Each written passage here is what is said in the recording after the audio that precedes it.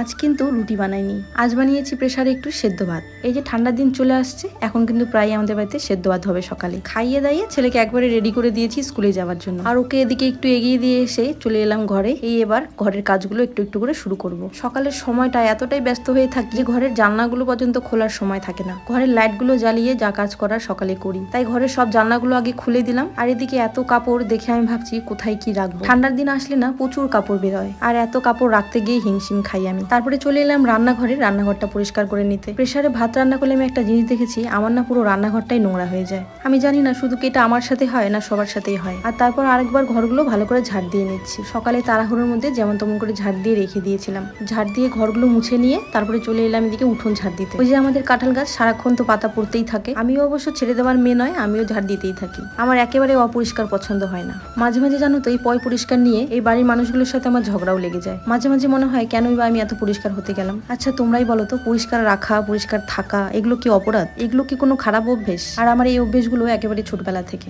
স্নান করতে যাওয়ার আগে সমস্ত কিছু পয় পরিষ্কার করে তারপরে আমি স্নান করতে যেতাম। আর শ্বশুর বাড়িতে আসার পরেও আমি আমার অভ্যাসটা বদলাইনি। সেই স্নান করতে যাওয়ার আগে সমস্তটা পরিষ্কার করে উঠোন বাড়ি ঝাড় দিয়ে পরে আমি কিন্তু স্নান করতে যাই। আমি মনে করি সবসময় পয় পরিষ্কার পরিপাটি থাকলে মনটাও অনেক ভালো থাকে। দেখো বাড়িঘর ভাঙ্গা হোক, তবে সবসময় পয় পরিষ্কার করে রাখা উচিত।